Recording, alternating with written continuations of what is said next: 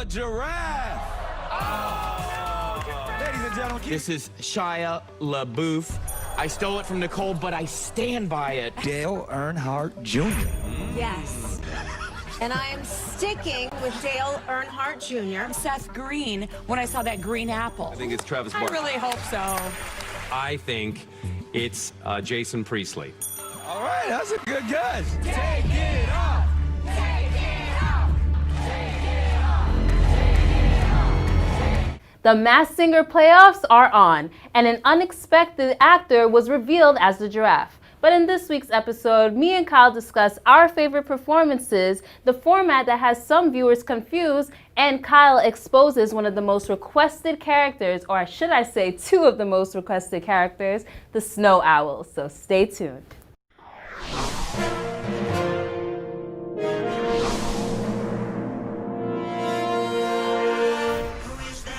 Hi, I'm Mel. And I'm Kyle. And welcome to the Talent Recap Show, you guys. All right, it was yet another week on The Masked Singer. Kyle, yet another character was revealed. And I'll let you tell everybody who was revealed in this week's episode. It was the giraffe who was revealed to be Brian Austin Green. Yes, you guys, Brian Austin Green. Now, if you're not familiar of him, like I kind of wasn't, I'm going to be honest. He's an actor from back in the day. He's worked with Robin Thicke before in the past. And I recently found out he's Megan Fox's husband, and she's a hottie. And I just know Megan Fox, so she did good there. He did good there. How do you feel about this week's reveal? Yeah, I mean, I thought it was super fun. I mean, again, it's always kind of awesome to see when the panelists had no idea it was someone that they actually know. And so I think that was a really fun twist on this week too. Definitely. Speaking of fun twists, can we talk about that intro with Joel McHale being Robin Thicke as the mask and coming in as this week's surprise guest? I love that. Yeah, I love that too. I just started watching Community, so I love Joel McHale, and I think these little shticks and things that they do are a fun way to kind of switch it up, especially when we're seeing a lot of the same stuff every week with just like clues, performance. Mm-hmm. And so I think it's fun to get some comedic relief in there, and especially with Joel McHale. And honestly, we also know that it is to fit in some time because there were actually only 4 performances in this week's episode. So they need to throw in a little skit to buy some time, right? Exactly. All right. So Kyle, let's get into this week's performances. Now, usually we do a top 3, but since there were only 4 and 1 got eliminated, we're actually going to break it down to our top 2, but me and Kyle's favorites. Kyle, I'll let you go first. All right, my favorite performance this week was Popcorn singing Falling by Harry Styles. Listen, I love me some Popcorn, Kyle. I am digging this performance too. What are your thoughts on it? Oh yeah, I mean, Fallen is a great song, just to start. I love that. And so she kind of put her own twist on it, and I loved hearing it in her voice. I thought she made it her own and definitely proved that she is a contender in this. I mean, I don't know if she's my favorite in all of Group A, but I think this week she had the strongest performance. Definitely agree with you. Now, everyone, if you didn't pay attention to our previous episode, Kyle actually exposed who she is. Now, I'm not going to tell you because I don't want to spoil it, but if you want to check it out, take a look at the video up above here, and Kyle will expose who she is.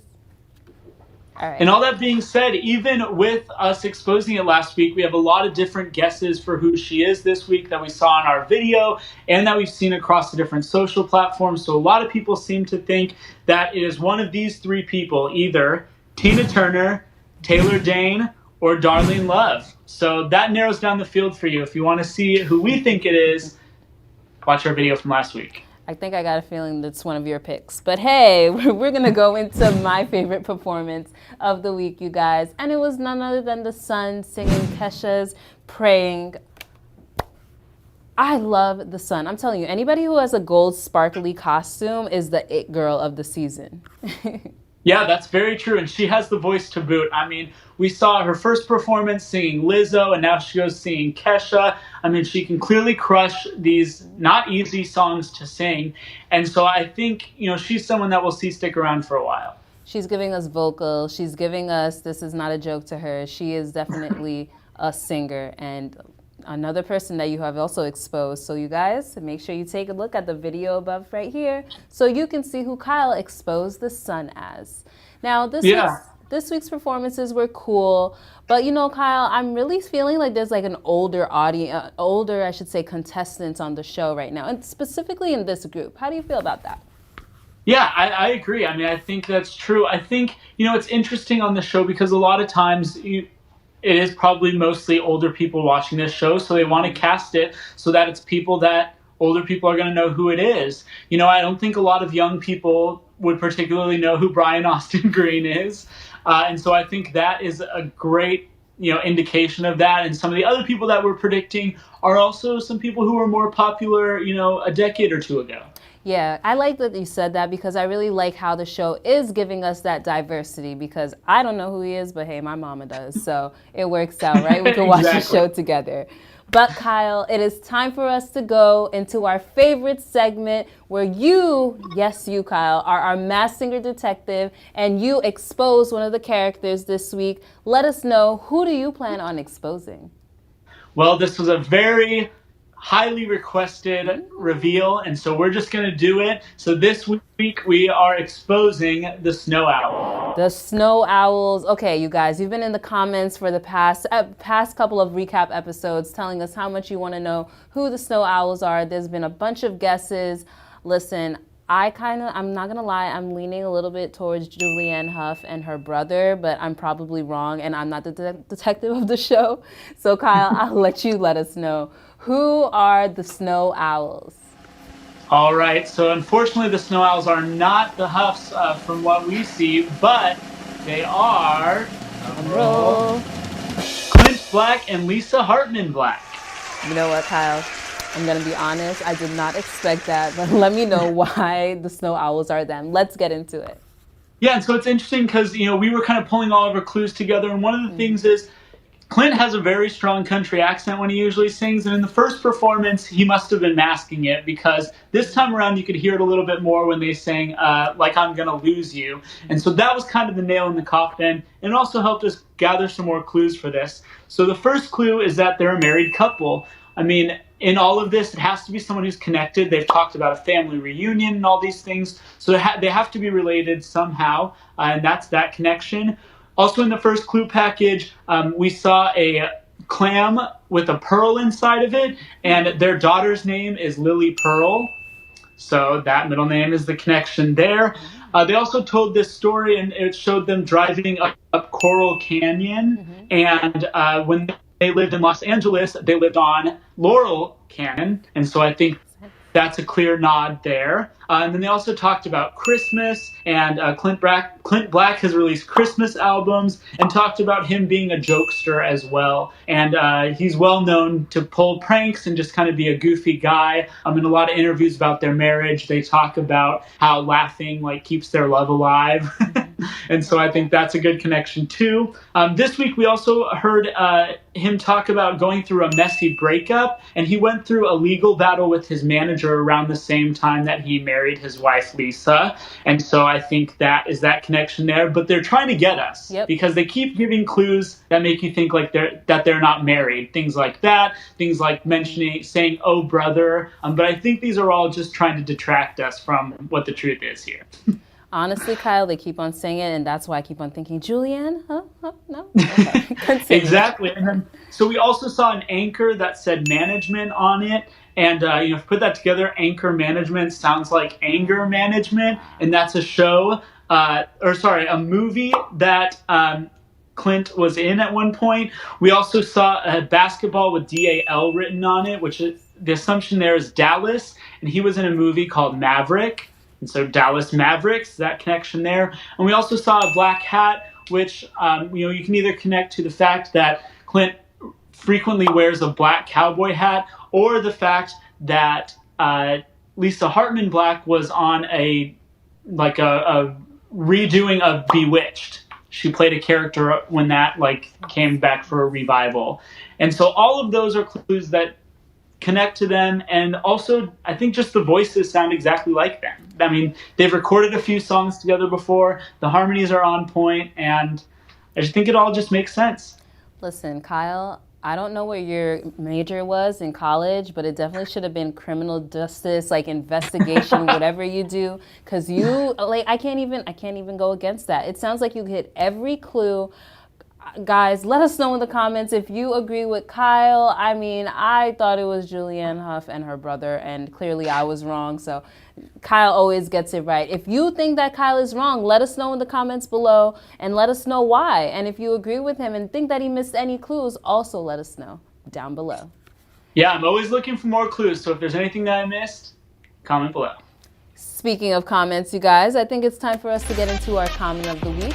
So every week we choose one of your comments from a previous video and shout you guys out, love and or hate, because we love you guys.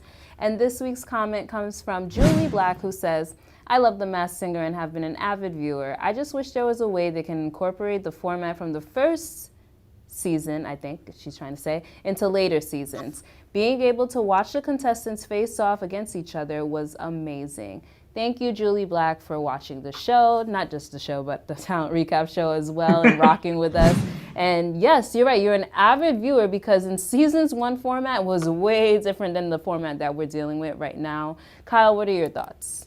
Yeah, I mean, it really was. It's hard to keep track of how it's all working now. But, you know, we've kind of jumped around from A to B, back to A. Then next week we go back to playoffs for Group B. And then we have a week off because of the World Series, maybe 2 weeks off because of the World Series, depending on how many games it goes through. And then we'll finally get to meet Group C. And so it just seems like, yeah, I mean, last season we saw Group A for a few weeks, then Group B, and so on. And this week we're just jumping all around. So it's really hard to follow. But I agree. I loved when they kind of went head to head. You know, we got to see these different masked singers compete. And it felt more like a competition at that point than it does in this season. One, this season is a whole bunch of entanglement. I lean on Kyle to let me know what group is performing, because I'm kind of lost when it comes to that, you guys. So let me know in the comments if you're like me, a little confused as to why they're doing that. But I guess it's to keep us on our toes a little bit, since they're taking away the competition. I should say a lot of the competition aspect. I totally agree with Julie as well. I like when they were going head to head. It kind of made me go, ooh, I want this person to win. I want that person to win. And it gave that energy every episode. You know what I mean? So it is different. Yeah, and I'm sure part of that is because they don't have an audience there to vote. Yeah. And so it's harder to do that. But again, like, I think a lot of the goal here is to just drag out when we see each character for the first time, right? Because as soon as these are introduced, the clues are being decoded, people are listening to the voices and starting to figure out who it is. And so I think Fox is honestly just trying to spread out that process as much as possible to have, you know, Group A go for a little bit and B go for a little bit, and then sustain momentum by like introducing new groups later in the show. But I just think it makes it way harder to follow. That is true, though. I do agree with what you said, in the sense of I do feel like I do know the characters a lot more than I did versus like season 1. So, I mean, there's pros and cons to it. You guys let us know in the comments. How are you feeling about the current format? Are you feeling it? Are you lost? Are you lost in feeling it like I am right now? Talk to us, you guys, and your comment might be chose for next week. But you know what, Kyle? I think it's time for us to wrap up this week's show. Let everybody know where they can find you on social. Yeah, it's Kmont Pleasure on Instagram and Twitter. And then you can find me at _MELBAE on Instagram, Twitter, all that good stuff. But make sure, more importantly, that you're following Talent Recap on Instagram, Twitter, Facebook, YouTube. You're on it right now, at Talent Recap on all platforms. You guys click subscribe. And I think it's time for us to say, and that's our Talent Recap. Hey, what are you doing tonight? Well, I think you should hit that subscribe button down below, and then we can talk.